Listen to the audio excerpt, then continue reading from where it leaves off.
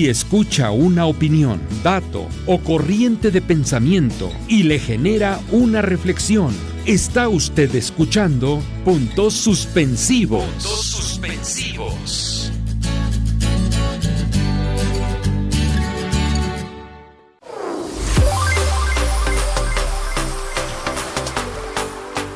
¿Qué tal? Muy buenas noches tengan todos ustedes. Esto es un programa especial de Puntos Suspensivos. Estamos transmitiendo desde la delegación Tlalpan, acá en el sur de la Ciudad de México, a través de la plataforma de internet de Radio AMLO. El día de hoy tenemos un programa especial, ¿verdad? Les acompaña Miguel Aguilar y Paco Hernández. Muy buenas noches, bienvenidos. Y sí, tenemos un programa verdaderamente especial con invitados de lujo. Tenemos un programa de lujo y tenemos dos grandes invitados. Tenemos nada más y nada menos que al doctor Alberto Betancourt. Él es doctor en Historia y coordinador del Observatorio del G20 de la Facultad de Filosofía de la UNAM. Y también tenemos con nosotros a nuestro querido compañero Alejandro Luébano. ¿Qué tal? ¿Cómo les va? ¿Qué tal? Muy buenas noches. Es un gran gusto estar con ustedes en un momento en el que las cosas están tan complicadas en el país y hace tanta falta la reflexión colectiva. Muchas gracias por la invitación. Buenas noches, muchísimas gracias por la invitación y a abordar estos temas tan importantes. Y el tema es sumamente importante, es hablar de las izquierdas. Eso de que todo mundo habla sobre las izquierdas y todos son de la izquierda cuando les conviene y cuando no también. Y el tema de hoy es las izquierdas. Y vamos a empezar de lleno con esta pregunta que es sumamente importante. ¿Qué es la izquierda? No sé si el doctor nos quiere contestar. Ale. Adelante, doctor. Bueno, yo creo que esta es una pregunta crucial en el momento en el que nos encontramos, porque estamos en una etapa de una gran oleada contrarrevolucionaria en el mundo. Una oleada en la que el pensamiento neoliberal ha instaurado un sentido común profundamente conservador y se ha dedicado sistemáticamente a demoler el pensamiento de izquierda y ha generado una gran confusión que hace que en muchas ocasiones algunos movimientos que son meramente populistas y que se constriñen exclusivamente a hacer algunas demandas de carácter general, incluso podríamos decir progresista, pero que son movimientos extraordinariamente contradictorios, digamos que no tienen muy bien definida su identidad, se presentan como si fueran movimientos de izquierda cuando no lo son. Yo quisiera comenzar diciendo que nosotros vivimos en una sociedad deseante, en una sociedad, como lo planteó el filósofo alemán Ernst Bloch, en la que los distintos grupos sociales tienen deseos, tienen fantasías políticas, tienen distintos proyectos respecto a cómo conciben que sea la sociedad. Y yo considero que ser de izquierda pues significa pertenecer a ese sector deseante de la sociedad que se ubica en el bloque de los grupos subalternos, en el bloque de los grupos sociales o clases sociales que se encuentran en condición de dominación y de opresión y que aspiran a liberarse. Es decir, el pensamiento de izquierda pues tiene que ser un pensamiento emancipatorio, basado en el optimismo histórico, en la idea de que es posible transformar la realidad, y pues yo añadiría, es un pensamiento crítico respecto al modo de producción capitalista, y un pensamiento que consecuentemente cree en lo que podríamos llamar un más allá del capitalismo, ¿no? Que considera que es posible trascender el modo de producción capitalista y ir a la raíz y plantearse un cambio que supere ese horizonte histórico, que evidentemente no es fácil ni es una cosa que esté a la vuelta de la esquina, pero que me parece que es un rumbo, digamos, es una ruta que seguir, por decirlo de alguna manera. Doctor, ¿y cómo lo diferenciamos de la derecha o del centro, que hoy es un poco más ambiguo el término, que eres de centro izquierdo, centro derecho? ¿Cómo esto que nos acaba de decir, cómo diferenciaríamos la izquierda de la derecha? La derecha, ¿qué es lo que persigue y la izquierda qué es lo que persigue? La derecha persigue la continuación, la reproducción del esquema social dominante, digamos, la reproducción de las condiciones de desigualdad que existen en el mundo.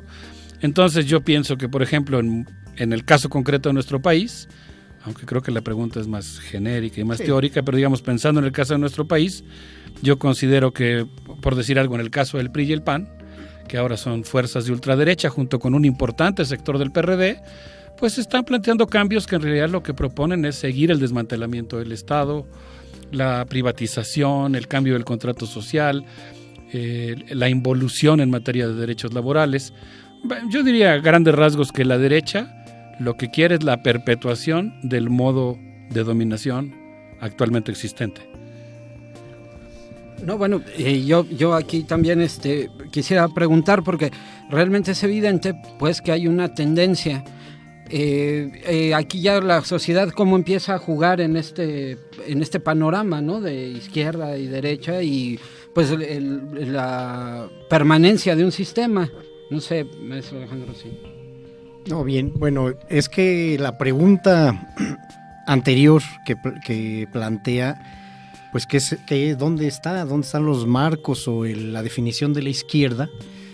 Y realmente existe una diversidad de opciones y de contenidos y de orientaciones teóricas, conceptuales, pero que existen también en la sociedad sectores o grupos o partidos incluso que van expresando variaciones de esto. Pareciera ser que estamos ante un abanico que va desde las posturas más conservadoras y autoritarias de la derecha hasta una izquierda que piensa que con solo estar en las cámaras es suficiente y es revolucionario y es transformador. Y pasa por unos sectores que creen fervientemente en que la izquierda tiene que ser aquellos sujetos que transformen el modo capitalista, el modelo neoliberal, la orientación que está teniendo el mundo en este momento, donde unos pocos se están apropiando de todos los recursos del planeta.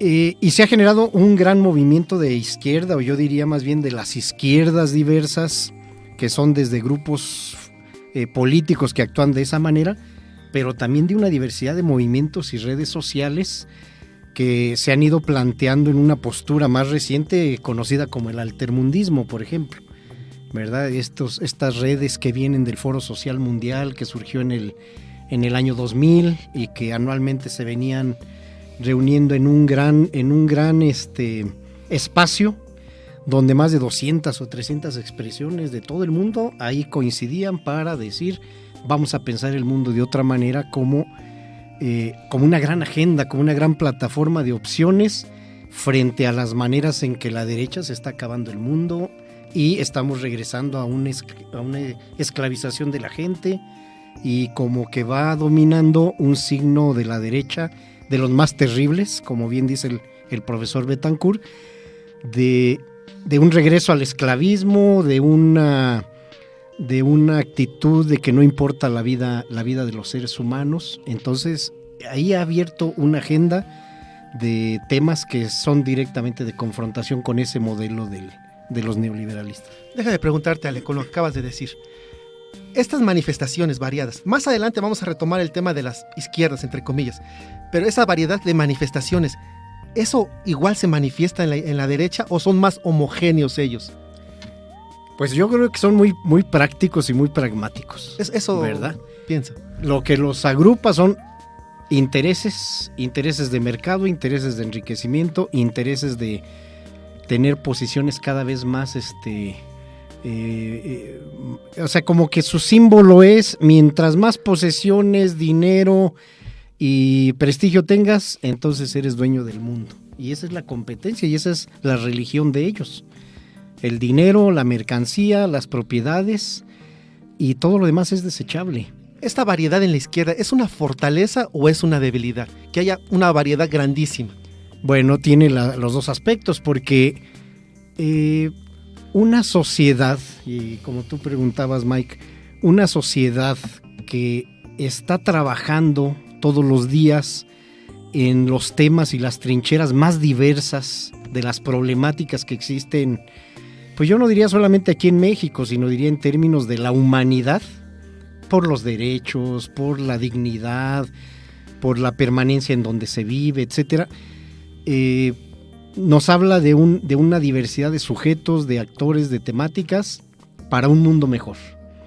Aquí la debilidad estaría en todo caso cuando frente a un enemigo que es poderosísimo, los diferentes esfuerzos de la sociedad se quedan dispersos, se quedan pequeños tal vez, sin articularse en una estrategia superior que acumule fuerza y que confronte a las derechas poderosísimas. Okay. Bueno, y aquí entonces cabría una siguiente pregunta. Doctor, ¿cuál sería la lucha de la izquierda en este panorama? Bueno, yo quisiera plantear dos características que me parece que debería de tener o que sería deseable que tuvieran las izquierdas en la época contemporánea. Creo que dependiendo del juego del lenguaje que queramos jugar, podemos hablar de la izquierda y entonces considerarla como una sola, aunque en otros términos quizá más precisos o más sociológicos coincido completamente en la idea de que esta gran izquierda, esta gran familia de la izquierda, afortunadamente es muy variada, es muy heterogénea, tiene muchos matices, diferentes posturas. Yo quisiera comenzar diciendo que me parece que hoy un tema que es muy importante cuestionar es el tema del desarrollo. A mí me gusta mucho la postura que tiene Arturo Escobar, el gran pensador colombiano, que ha planteado la idea de que hoy los pueblos originarios de América Latina están jugando un papel fundamental de resistencia a la barbarie modernizadora y neoliberal que está tratando de llegar a todos los confines de la tierra. Es decir, lo que tenemos es una oleada de expansión del capital, previsto por el gran gigante de Treveris cuando hablaba del fenómeno de la acumulación de capital. El capital, para poderse acumular, para poder reproducirse, para poder crecer, ese gran animal, ese monstruo de organización libidinal de la sociedad que es el capital, está alimentándose continuamente de trabajo humano, de vida humana. Incluso yo me iría a la primera pregunta que nos planteaste, Francisco, ¿qué significa ser de izquierda? Y yo diría que ser de izquierda significa defender la vida frente a la muerte. Y el problema del capital y de la reproducción del capital es que a final de cuentas produce una visión del mundo que cosifica al mundo y cosifica a los seres humanos y cosifica la fuerza de trabajo. Y para poderse reproducir necesita expandirse, y eso significa llevar su modo de vida, su forma de producir a todos los confines de la tierra. Y Arturo Escobar lo que plantea es que los pueblos originarios de América Latina están jugando un papel fundamental en el mundo porque están conteniendo esa barbarie y resistiendo con sus mundos posibles vivos que están ahí instalados en muchas regiones de nuestro continente, cultivando otro modo de vida, otra manera de ser seres humanos. Y en ese sentido yo pienso que están realizando contribuciones muy importantes en términos lingüísticos, en términos ontológicos, en términos éticos, en términos estéticos. Y por eso yo creo que una de las características que tendría hoy ser de izquierda es cuestionarse el tema del desarrollo. No sé, porque a mí me gustaría en lo personal pensarlo más, y creo que como movimientos de izquierda valdría la pena hacerlo, si nos conviene optar, como plantea Arturo Escobar, por la categoría de postdesarrollo, es decir, un desarrollo que esté más allá del capitalismo y la colonización, o si, como plantean los compañeros bolivianos, específicamente los compañeros de la Universidad de Cochabamba, la idea sería más bien plantearnos un desarrollo endógeno, es decir, un desarrollo basado en nuestros propios deseos, en nuestros propios valores y nuestras propias aspiraciones, en lugar de aceptar el desarrollo endógeno que pretende imponernos una manera de ser distinta a como somos realmente y a como queremos ser. Bien, esta forma de ver las cosas por parte de la izquierda, ya hablaste de 2 o 3 países latinoamericanos. La pregunta es la siguiente: ¿la izquierda mexicana se parece de cierta forma a la izquierda latinoamericana? Y una pregunta que quiero agregar: ¿esta forma de ver la izquierda latinoamericana se parece a la europea? Bueno, yo creo que uno de los fenómenos históricos del momento histórico en el que estamos viviendo, valga la redundancia, pues consiste en que se ha generado una realidad global. Digamos, de alguna manera todos estamos frente al fenómeno de la globalización de la barbarie. Así es. La globalización de la, pues creo que podríamos llamarle inhumanidad, en el sentido de la expansión de este modelo basado en la cosificación del ser humano. Y eso sí significa que las izquierdas o la izquierda hoy tiene que pensar también en una escala global. Es decir, la izquierda europea, la izquierda latinoamericana y la izquierda mexicana tiene que responder a la pregunta de cómo queremos que sea el mundo. Y sí tenemos que pensar a escala global. Yo creo que, por decir un ejemplo nada más para tratar de ubicar, cuando nosotros pensamos en el caso del BRICS y en el caso del G7, son dos proyectos neoliberales. Los dos son capitalistas, pero claro, plantean matices respecto a la redistribución del poder a nivel mundial. El G7 plantea, digamos, un mundo unipolar, por decirlo de una manera rápida, y el BRICS plantea un mundo también capitalista, pero multipolar. No nos basta la propuesta del BRICS, porque el BRICS básicamente yo diría que también es neoliberal, aunque es pro multipolaridad. Y nosotros lo que tendríamos que hacer, y creo que en ese sentido avanzaba la CELAC, la Comunidad de Estados Latinoamericanos y del Caribe, es construir una propuesta alternativa y popular, pero también una propuesta de cómo queremos que sea el mundo. Perdón, no me extiendo más, nada más quiero decir que en cierto sentido, cuando tú preguntas si la izquierda es igual, yo diría que tiene un reto histórico común y falta que nos pongamos de acuerdo y construyamos una fuerza global, una alternativa global. Pero por otro lado es muy sano que junto con esa tarea común distingamos que cada quien tiene su tradición, su pensamiento, su escuela, sus deseos, porque a final de cuentas lo que nosotros queremos construir es un mundo donde quepan muchos mundos, un mundo plural. Gracias. Ale, no sé si tengas algo que agregar a esto. Sí, seguro. La pregunta que tú nos haces tiene mucho de fondo, porque en realidad la izquierda necesita abrazar esta visión que nos plantea el profesor Betancourt. Necesita hacer una transformación muy significativa, porque efectivamente está marcada por su propia historia, sus procesos culturales, sus opciones políticas, históricas, y entonces nos coloca una izquierda como con agendas muy diferenciadas. Ajá. Con agendas que son muy de corte inmediato, muy de confrontación de algunos temas, o incluso, y esto es de lo más lamentable, una izquierda que se ha conformado con tener un lugar en el Parlamento, en sus países, en lugar de plantearse realmente enfrentar el proyecto de muerte que existe y que tendría que llevar forzosamente a otro tipo de planteamiento programático. Y ahí es donde está, yo creo, el problema más grave. En el caso de América Latina, pues en términos generales había 4 grandes agrupamientos de cómo llevar los procesos latinoamericanos, una vez que las izquierdas de los diferentes países y regiones fueron llegando al gobierno.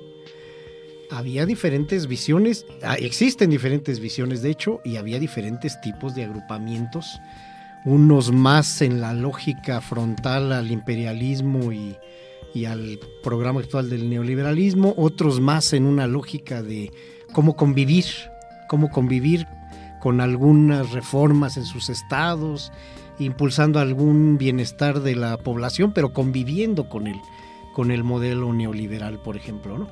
Entonces esto tiene que haber una especie de autocrítica muy profunda desde las diferentes izquierdas para tener una propuesta programática de largo alcance. Y esto mismo habría que traducirlo a México. Hay que traerlo a México porque efectivamente aquí de pronto, en cuanto se empezó a desdibujar la posibilidad de una cierta izquierda, que fue el PRD, ya a cualquier cosa se le llamó izquierda también. Ya también. Entonces también creo que tendríamos que comentar un poco más cómo han quedado las perspectivas de la propia izquierda mexicana frente al gran reto global que se nos presenta. Más adelante vamos a regresar con el ejemplo del PRD. Y antes de irnos al corte, quisiera dejarles una pregunta. ¿Cuándo surge la izquierda? ¿Desde cuándo se le llama izquierda? Pero vámonos a un corte y cuando regresemos, si gustan, nos hacen la respuesta, ¿no? Adelante, vámonos a un corte y regresamos con Mike.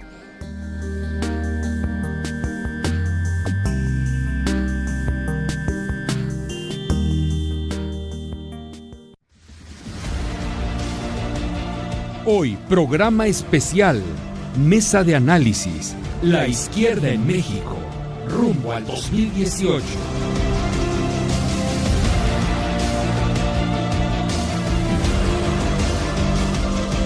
La izquierda en México, rumbo al 2018.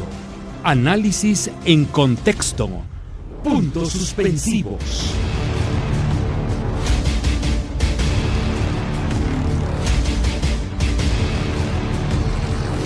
Mesa de análisis. La izquierda en México, rumbo al 2018. Puntos suspensivos.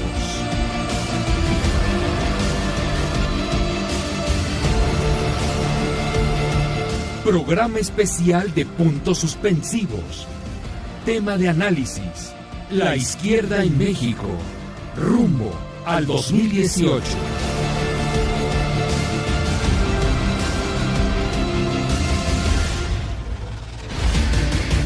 La izquierda en México, rumbo al 2018.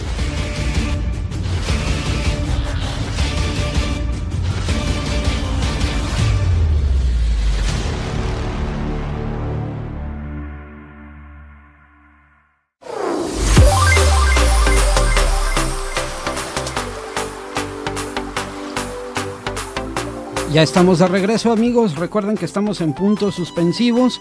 Les recordamos nuestras redes sociales para que puedan comunicarse con nosotros y hacer juntos un verdadero diálogo. Nuestro correo electrónico es puntosuspensivos.tlalpan@gmail.com y en Facebook nos encuentran como Puntos Suspensivos. Y hoy estamos en el programa especial, la mesa de análisis con la izquierda como tema. Y bueno, Francisco nos planteaba una pregunta antes del corte. Y bueno, yo quisiera saber, ¿no?, exactamente de dónde viene el término y cómo se empieza a acuñar la izquierda en México. No sé quién quiera. Bueno, propiamente el concepto de izquierda y derecha se acuña durante la gran e impactante y muy contradictoria Revolución Francesa, cuando los Estados Generales deciden autoproclamarse como una Asamblea Nacional y empiezan a impulsar una serie de cambios, a desconocer al rey, proceso que los va a llevar a pasar por una serie de etapas que finalmente conducirá con la instauración de la soberanía popular. Los diputados, los representantes de la nación, que se sentaban del lado izquierdo, eran los que estaban a favor de la construcción de la república, de lo común, de lo popular, y los que estaban sentados a la derecha, de alguna manera, eran los defensores del statu quo vigente en aquel entonces, que defendía la monarquía. Y de entonces a la fecha pues se ha mantenido el término de izquierda y derecha, pues básicamente, decía yo, como un referente, pues yo diría fundamentalmente ético, en términos de que las personas que son de izquierda consideran que es factible construir un mundo mejor. Ahora, ¿en qué consiste ese mundo mejor? Es todo un tema teórico que es muy interesante discutir. Y en el caso de México, a propósito de la última idea que planteabas, Alejandro, que me pareció muy interesante, esta necesidad de mantener por un lado la pluralidad de la izquierda, pero en ciertos momentos aprender a lograr una cierta convergencia. Yo quisiera recordar que Plotino Rodacanati, el gran inmigrante griego que llegó al puerto de Veracruz con un libro de Marx bajo el brazo, era anarquista. Es de alguna manera el fundador de la corriente libertaria en México, anarquista y socialista. Él convence a Julio López Chávez, un campesino de Chalco. Mandamos desde luego un saludo a una región tan importante en la que palpita en buena medida el epicentro del cambio político en nuestro país, el municipio de Chalco, Jardines de Chalco, las colonias aledañas. Ahí Plotino Rodacanati convenció a Julio López Chávez de iniciar la primera insurrección socialista en nuestro país. De hecho, cuando López Chávez muere y lo van a fusilar, él grita ¡viva el socialismo! Pero es un momento muy interesante porque en realidad yo tengo la impresión de que es un punto de convergencia entre el anarquismo y el socialismo, ¿no? Dos corrientes que después, con toda la discusión que tiene Marx con los anarquistas, pues se van a separar.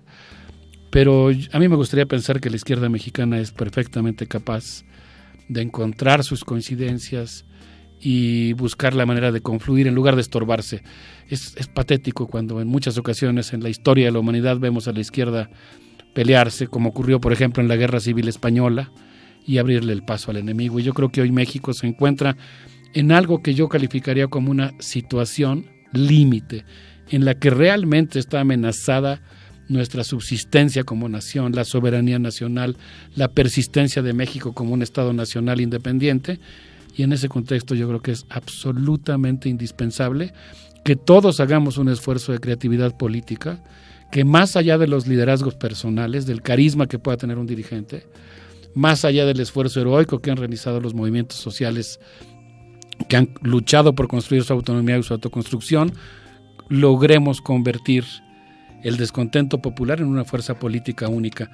Y para eso yo creo que se requieren acciones muy concretas por parte de cada uno de los actores políticos. No, yo diría que no se vale que nadie se arrogue la representación de todo el descontento popular, sino que a todos nos corresponde aportar algo para la construcción de una unidad. Y eso pues me parece muy, muy importante. Ale. Sí, abundar un poco en el sentido de que qué significa ser de izquierda, ¿verdad? ¿Cuál es la izquierda? Y más allá del momento histórico y simbólico en que se instala esta dicotomía entre los dos conceptos, los dos sectores, el de la izquierda y la derecha, como bien se recuerda en la Asamblea Nacional de la Revolución Francesa, los que se sientan al lado derecho del presidente de la mesa, de la Asamblea, y los que se sientan al lado izquierdo se agrupan para ver quiénes van a votar en un sentido y quiénes van a votar en otro. Y simbólicamente pues se queda la denominación o el uso más bien de esto, más allá de en qué momento histórico cada país adoptó la conceptualización. Creo que tendríamos que estar combinando entre la interpretación actual de los hechos del pasado, si eran de izquierda o no eran de izquierda. Por ejemplo, el caso de el movimiento que se desarrolla por sacudirse del dominio español y tener una patria propia, crear un país propio, sí. Por ejemplo, ¿no? ¿Es de izquierda? ¿No era de izquierda? O sea, en sentido estricto y teórico, pues sería un movimiento de izquierda. Y luego, como de ese momento hay dos corrientes que se enfrentan entre los que quieren la independencia, que algunos decían solo la autonomía, o la independencia, y los que quieren seguir estando bajo el yugo del rey español. Y esa contradicción muy rápido al interior de la propia izquierda, por decirlo, al interior del propio movimiento insurgente, se convierte en una contradicción de que si queremos un gobierno autoritario, monárquico, o un gobierno con división de poderes, sí. Que es una contradicción principal que aparece y que esa queda aquí 10 años prácticamente entre la Constitución de Apatzingán, la primera Constitución mexicana, y las dos corrientes que históricamente en nuestro país se van a enfrentar hasta la fecha. Porque el tema del conservadurismo y centralismo, he sostenido yo que es el caso de la contradicción principal de nuestro país, en términos de visión política, de desarrollo programático, etcétera, y donde los que plantean la federación y la soberanía, etcétera, son es el antecesor hasta hablar ahora de la democracia, y la recuperación de la nación y la recuperación de la Constitución en esta etapa en la que estamos, en esos términos. Entonces, luchar por la patria propia, por los derechos frente al control absoluto que tenía la Iglesia y el ejército, luchar por las democracias, que es la otra bandera que se levantó para la Revolución Mexicana, ahora luchar por la inclusión y la diversidad, y donde quepan todos los mundos, como se ha dicho aquí, son banderas que en un proceso histórico se han ido acumulando en un sentido de izquierda, frente al dominio total y ahora frente al proyecto de muerte.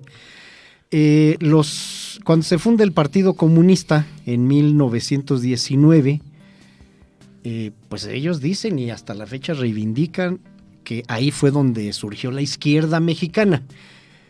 Y a partir de ahí hasta ahora, bueno, hasta que se desdibujó con el PMS y luego ya lo que viene después, digamos, ¿no? De su propio discurso. Pero yo comparto la visión de que desde 40 años antes empezó a surgir una izquierda con muchos matices acá en los movimientos, en una diversidad de movimientos que tuvieron lugar en los últimos 20, 30 o 40 años de previos al siglo XX.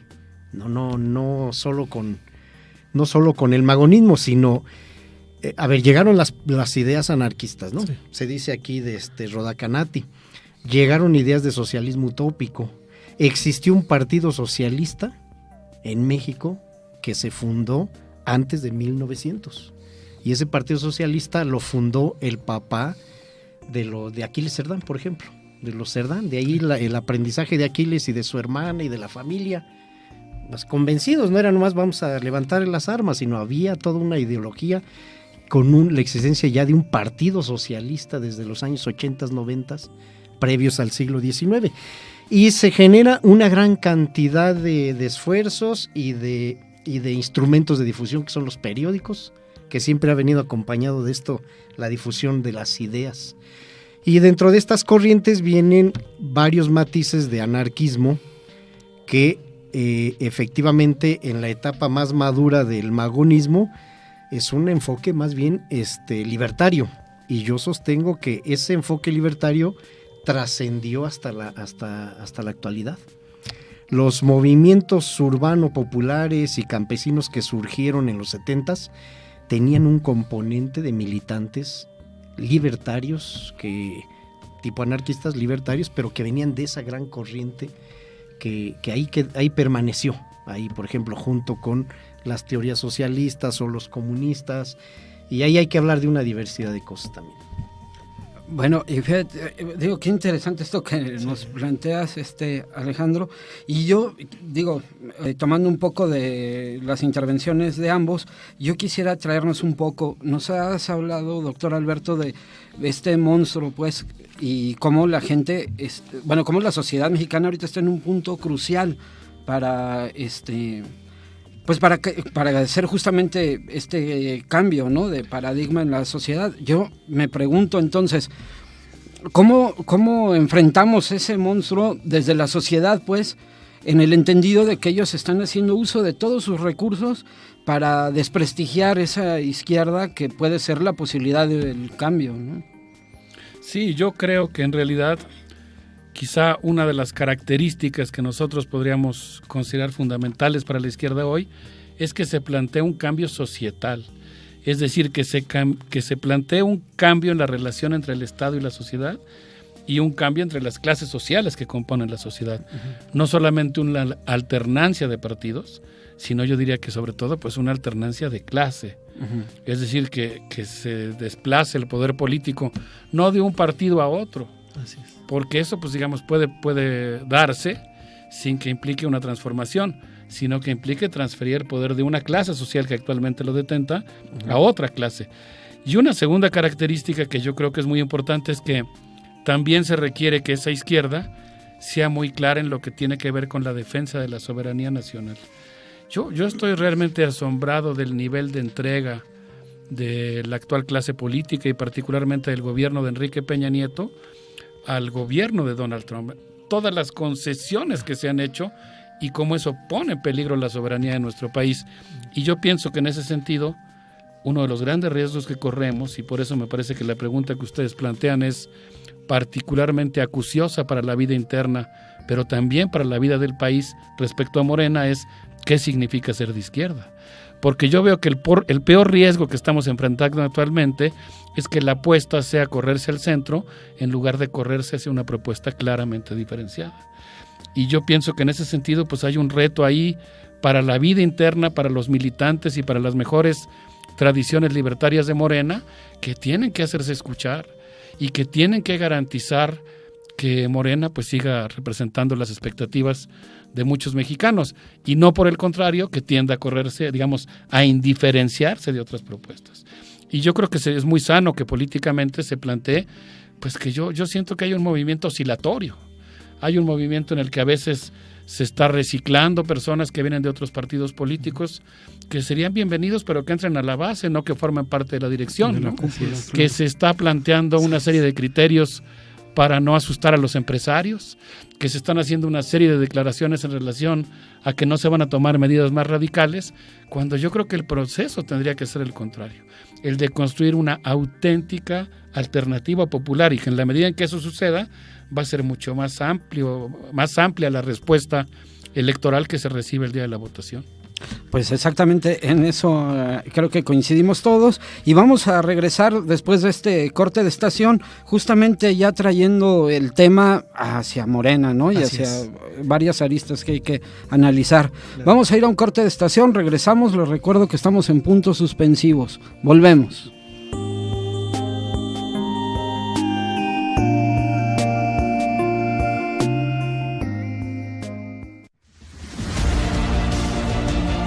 Hoy, programa especial, mesa de análisis, la izquierda en México, rumbo al 2018.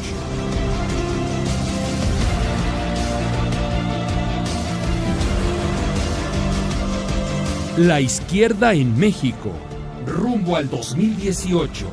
Análisis en contexto. Puntos suspensivos.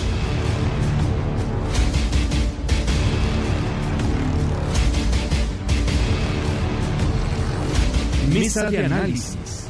La izquierda en México. Rumbo al 2018. Puntos suspensivos.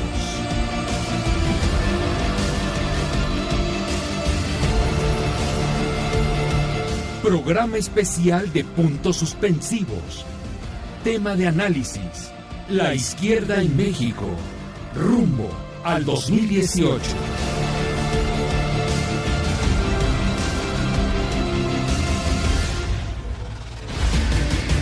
La izquierda en México, rumbo al 2018.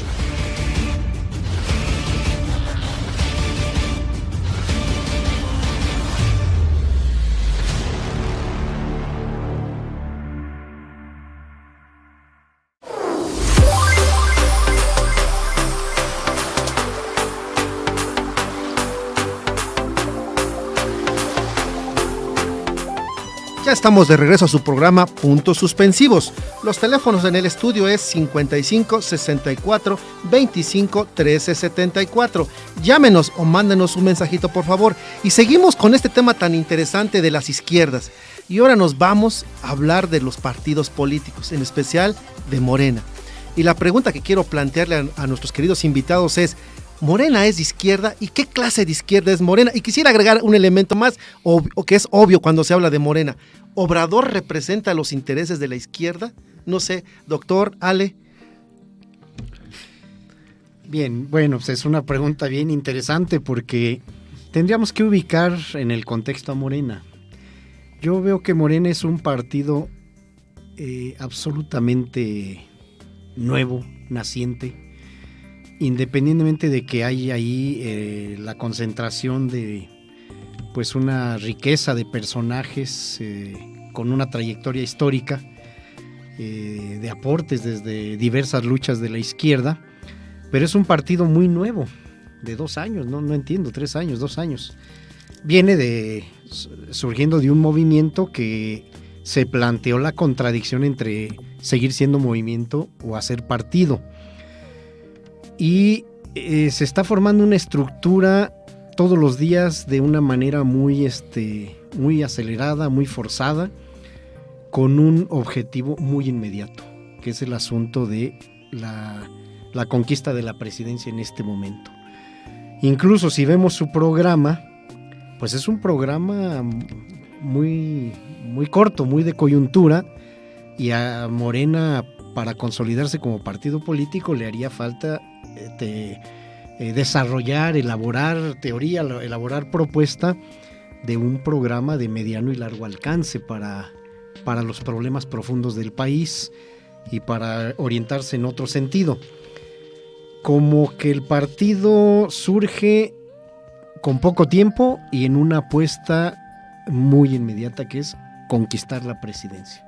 Y hacia eso están orientados casi todos los esfuerzos, en armar el aparato. Entonces, aquí hay una gran preocupación porque en esta opción hay muchas tareas de construcción de partido que prácticamente no se están realizando. No se están realizando, digamos, si fuera un ritmo de otra manera. Y esto puede llevar a una situación de grave desarticulación, que el partido no se consolide. Imaginémonos, por un lado, si se gana la presidencia, el gobierno de la República va a requerir una gran cantidad de esfuerzos donde a lo mejor el partido se va a deshacer por eso mismo. Y si no se gana la presidencia, con mayor razón puede entrar un desánimo que como no se está consolidando la voluntad, la conciencia, entonces pudiera venir un desencanto. Por eso yo creo que hacen falta realmente una diversidad de actividades que lleven a la consolidación de un partido como lo que se quiere ser, un partido. Otra cosa es hacer movimientos sociales, ¿no? Quiero regresar contigo, Ale, en un segundito con lo que acabas de decir. Me interesa mucho. Adelante, doctor. Francisco, Miguel, amigos del auditorio. Yo quisiera recuperar para responder a esta pregunta más reciente, la pregunta original de qué significa ser de izquierda. Y yo quisiera plantear que uno de los elementos que a mí me parecen fundamentales para uno de los atributos que yo le pondría, una de las propiedades que yo le pondría al término de izquierda hoy, sería el hecho de la congruencia ética. Yo creo que para ser realmente de izquierda se necesita apostar por una postura, por una ética política post-maquiavélica. ¿Qué quiere decir post-maquiavélica? Que no se vale hacer cualquier cosa para ganar el poder. Que no se vale hacer lo que sea con tal de conseguir un objetivo. Que lo que se requiere es que exista una coherencia entre los medios y los fines. Es decir, ¿qué caso tiene llegar al poder si para llegar al poder me tuve que convertir en aquello contra lo que yo luchaba? Claro. De lo que se trata es que las organizaciones de izquierda, desde el momento en que se están preparando para fortalecerse y defender su autonomía o su autodeterminación, que es un rasgo importante que han puesto en juego, por ejemplo, las comunidades zapatistas, indudablemente una de las fuerzas de izquierda que constituyen un referente ético, aunque yo, siendo zapatista, discrepo con la idea de no tomar más en serio las elecciones. Pero, por otra parte, me parece que pues también se presenta el fenómeno contrario, que es, yo siento que en Morena están latiendo dos fuerzas que pulsan y que son contradictorias. Una, que está, digamos, renunciando a la idea de mantener la coherencia y ser una alternativa en sí misma, y otra fuerza que está planteando mantenerse en la línea de la tradición de izquierda de la que la gran mayoría de los militantes de Morena vienen. Entonces yo pienso que una política posmaquiavélica implica una cierta coherencia entre aquello por lo que se está luchando y la manera en que estás luchando por eso. Y eso significa abandonar una postura instrumental, abandonar una postura en la que se vale lo que sea con tal de llegar al poder, porque el chiste de llegar al poder es llegar al poder con un movimiento social que reivindique una nueva manera de ser, una nueva manera de construir el país.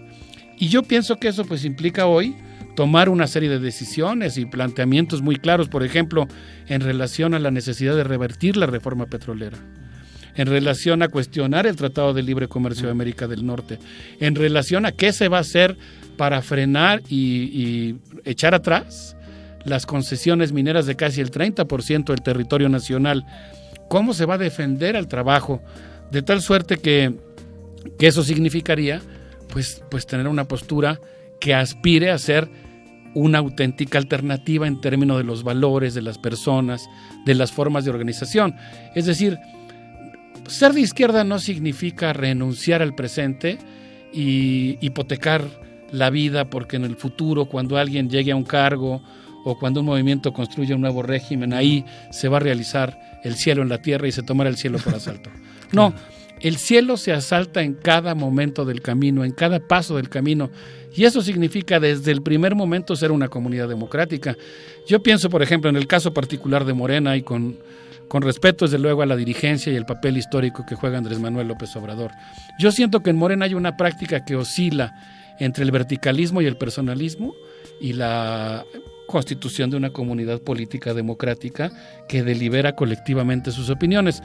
Les comentaba yo fuera del aire, espero no ser grosero al asistir a esta invitación y expresar mi punto de vista.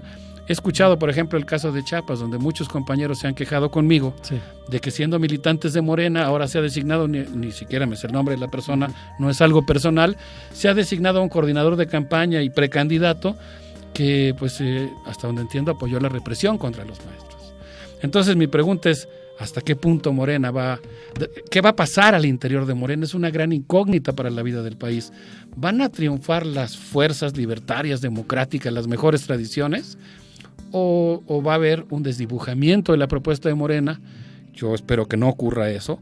Yo apoyo y celebro a quienes están luchando al interior de Morena por mantenerse como una fuerza de izquierda, pero pues digo, en un momento dado, si gana la otra fuerza, casi uno va a decir, bueno, ¿y qué caso tiene ir a votar por ellos? Si ocurre lo contrario, que yo es lo que espero que pase, si este perfil de izquierda, en lugar de desdibujarse, se afianza, yo tengo la impresión de que sería más fácil construir esta confluencia con otros grupos que desafortunadamente hoy han decidido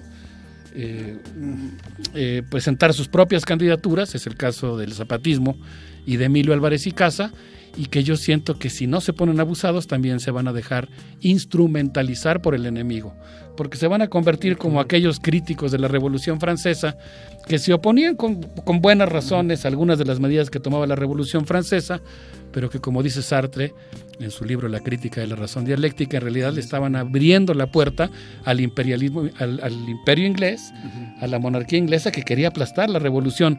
Y yo me temo que hoy eso puede pasar con algunas fuerzas de izquierda, que si bien están sosteniendo posturas correctas, si no se ponen abusadas, también van a ser usadas por el enemigo. Eso va a ser una gran paradoja, que gente muy decente, con mucha honestidad, que ha dedicado toda su vida, que se pone en riesgo, sin quererlo va a contribuir a una eventual derrota del candidato que hoy aglutina mejor a las fuerzas progresistas, desde mi punto de vista, que es Andrés Manuel López Obrador, aunque yo mismo he dicho que todos estamos un poco a la expectativa o exigiendo que ese perfil se define mejor.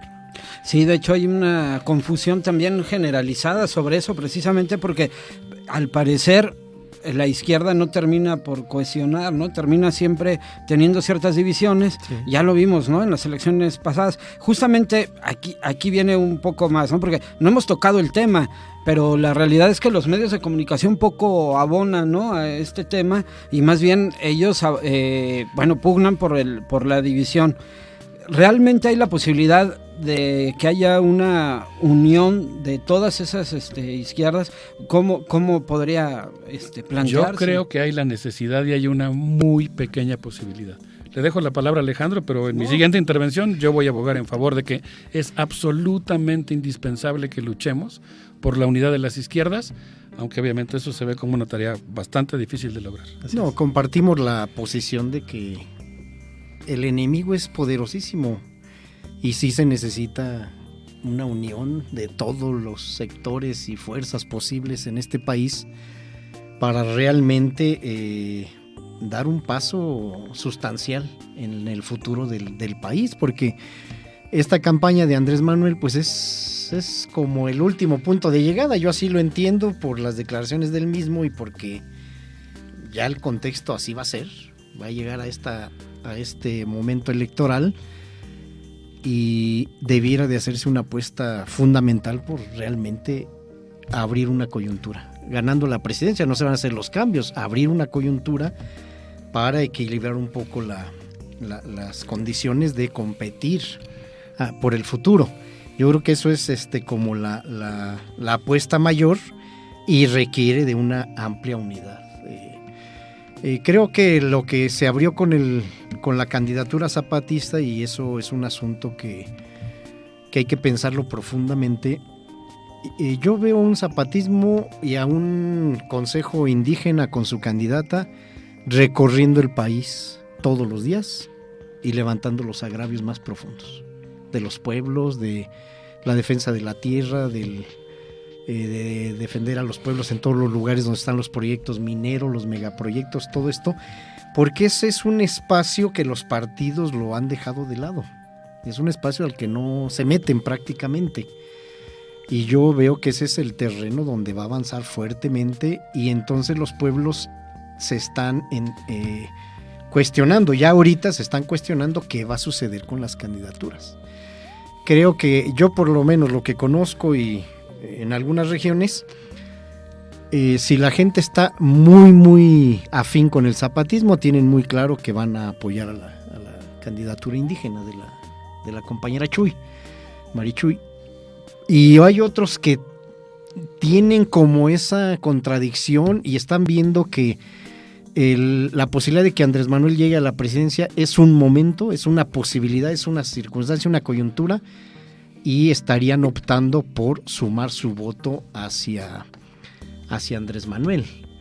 Pero realmente sería muy importante, pues no sé, que se construyeran puentes, que hubiera encuentro, diálogo y buscar un pacto, a ver si esto fuera posible, entendiendo que está de por medio los intereses y las intenciones políticas y programáticas de unos actores políticos y de otros actores políticos, porque eso es de ambas partes, no es solamente de un lado.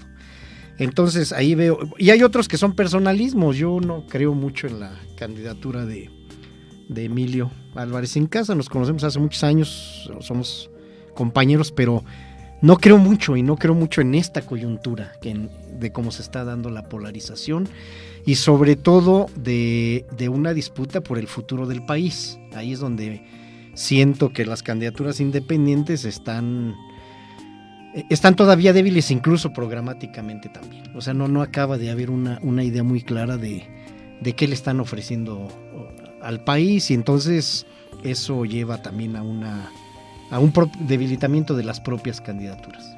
Doctor. Yo voy a recurrir a un hábito que no puedo evitar. A mí me gusta mucho Aristóteles y me gusta mucho la idea que él plantea de que cada presente contiene muchos futuros posibles. Me gusta mucho porque eso quiere decir que la historia no está escrita, que de alguna manera, como dice Marx en el 18 Brumario, el gran gigante de Tréveris, hacemos nuestra historia, pero la hacemos en condiciones elegidas. Eso quiere decir que existe una libertad relativa. O sea, no somos completamente libres porque estamos en un contexto histórico que es donde tenemos que actuar. Y es un contexto histórico que normalmente ofrece resistencia a nuestros proyectos, incluso o con mayor razón cuando esos proyectos son libertarios. Pero al mismo tiempo sí hay un pequeño margen de libertad. Y yo pienso específicamente que en el caso de Morena, como una fuerza política, existen varios futuros posibles. Yo un futuro posible que veo no es el que deseo, no es el más probable, pero sí lo veo como un futuro posible lamentable, es que se convierta en una especie de franquicia que recoja a todos los rechazados de las candidaturas de otros partidos y que se anquilose en su interior una fuerza política que representa aquello contra lo que luchamos. Y pienso que otro futuro posible, para mí muchísimo más deseable, es el que a mí me gustaría que ocurriera, es la posibilidad de que mantenga su tradición libertaria, su fuerza autodeliberativa, yo diría que la base haga escuchar su voz.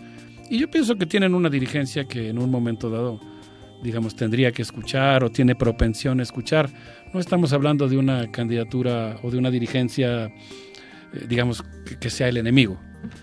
Pero yo creo que pues específicamente existe la responsabilidad de la base de hacer oír su voz, y luego pues existirá también la responsabilidad de los dirigentes y particularmente de Andrés Manuel López Obrador, que insisto juega un papel tan importante en la historia contemporánea de México, pues también un poco creo que él va también a ser en buena medida uno de los personajes que van a inclinar la balanza entre esos dos posibles escenarios que son tan importantes hoy para el desenlace de la próxima coyuntura electoral. Bueno, antes de ir a una pausa, quisiera plantear una hipótesis con lo que acaba de decir el doctor. Hay varios futuros posibles, varias opciones futuras. ¿No será que gran parte de estas ya están observadas por la nomenclatura, parafraseando a Monreal? Es decir, este año pasó lo del Estado de México. Fue claro el abuso del poder para llegar al poder. La hipótesis es esta, y es cruel. ¿Será que a Morena le permitan ganar y ascender en la Ciudad de México, pero use las mismas artimañas para evitar que Andrés Manuel López Obrador llegue a la presidencia? Lo dejo nada más en la mesa como un tema de reflexión. Nos vamos a un corte y regresamos.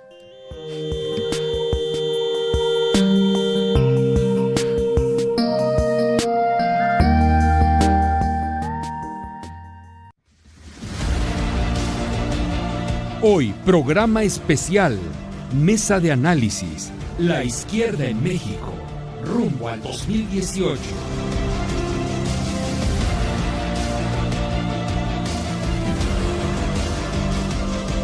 La Izquierda en México, rumbo al 2018. Análisis en contexto. Puntos suspensivos.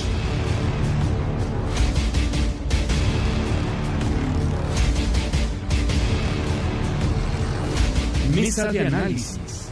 La izquierda en México. Rumbo al 2018. Puntos suspensivos.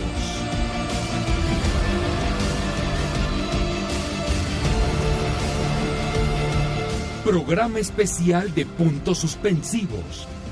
Tema de análisis. La izquierda en México. Rumbo al 2018.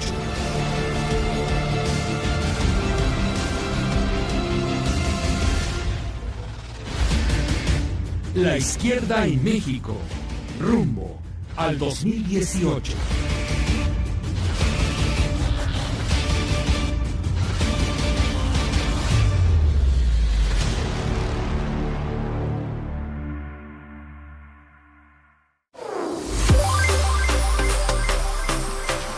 Pues ya estamos de regreso, estamos llegando ya a la parte final del programa, el último bloque, y bueno, creo que nos estamos acercando más a la actualidad con este tema, y justamente yo quisiera partir, parece ser que, bueno, se ha creado un frente amplio opositor, al parecer, bueno, ellos, como decía Francisco, sí son capaces de aglutinarse, lo que no sucede mucho con la izquierda.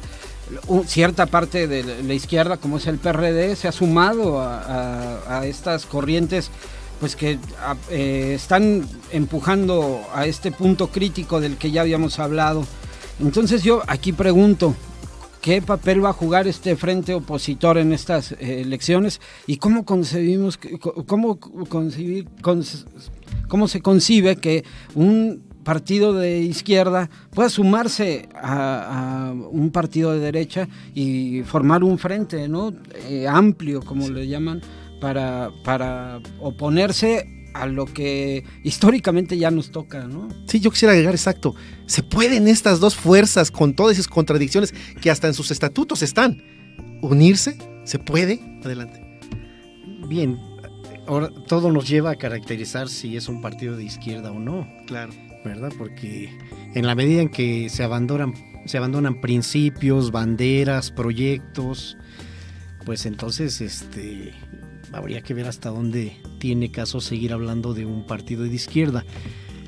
El PRD no se consolidó como un partido para la revolución democrática o aunque esa era su visión programática, al menos la revolución democrática en este país, con un fuerte componente de visión de Estado y de nación y de recuperar la Constitución. No se consolida como eso. Como que la salida de sus líderes principales que planteaban estas visiones dejó, y con una izquierda socialista y hasta cierto punto radical dentro de ese partido que es del PRD, que se desdibujó y desdibujó su proyecto, que no pudo superar la visión de solamente una revolución democrática. El partido queda en manos de un sector, y no hay que olvidarlo, de un grupo de dirigentes que venían de un partido colaborador con el Estado.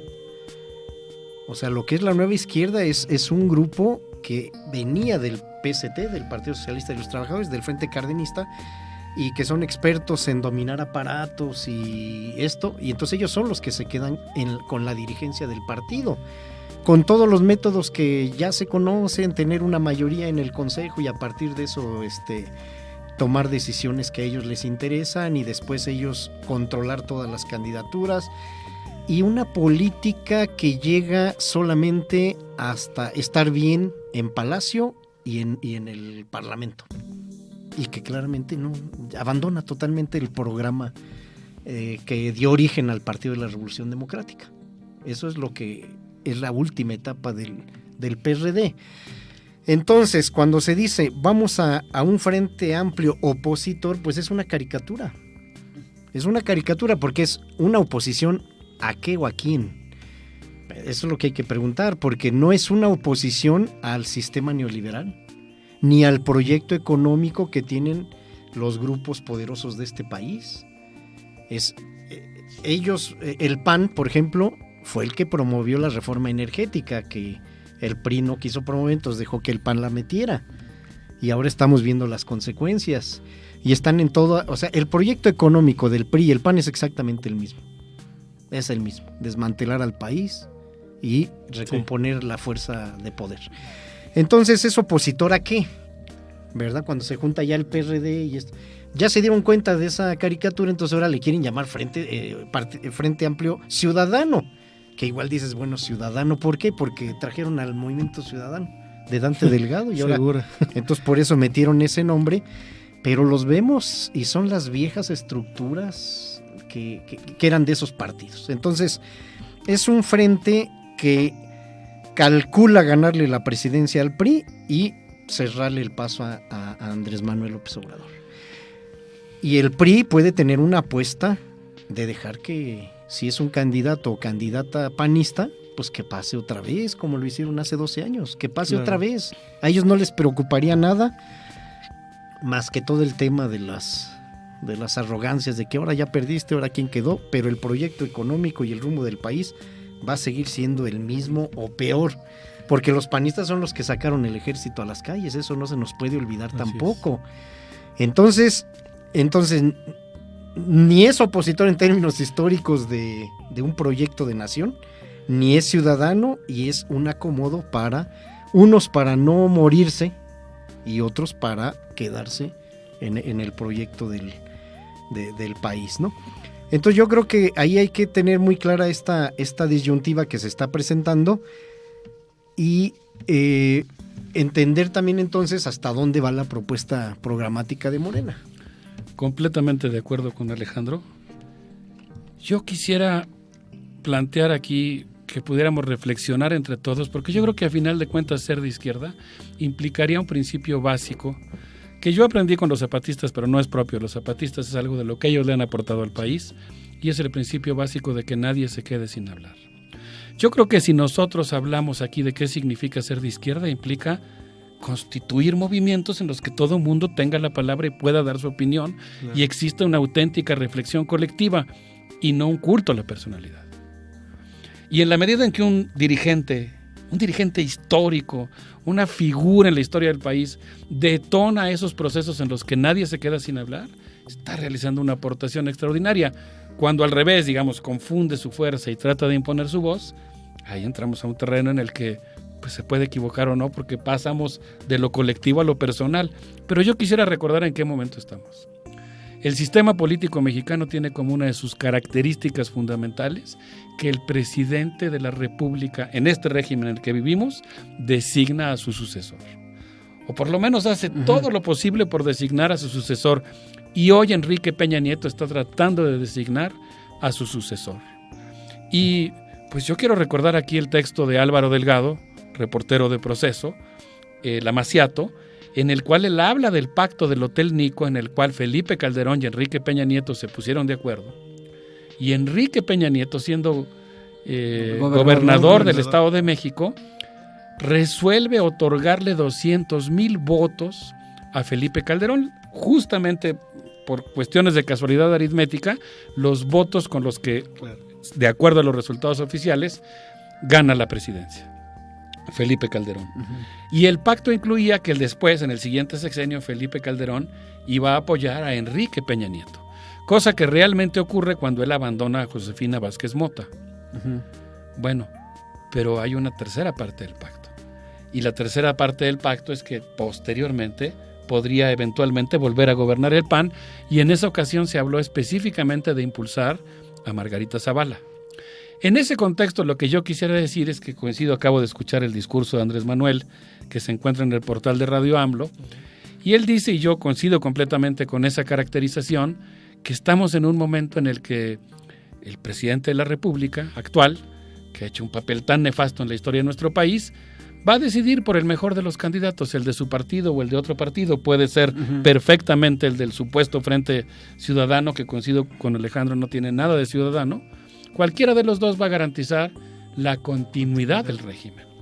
Y en ese contexto es que yo creo que nosotros tenemos que ser muy inteligentes y tenemos que construir entre todos una alternativa política que no implique darle un cheque en blanco a nadie, que implique, por el contrario, encontrar compromisos políticos muy concretos que nos permitan ligar el movimiento social que está abajo, el movimiento social que se está oponiendo a las mineras, el movimiento social de los pueblos que van a enfrentar la ley de energéticos y la cláusula de servidumbre que los obliga a responder en 6 meses si le rentan o no sus tierras a una transnacional.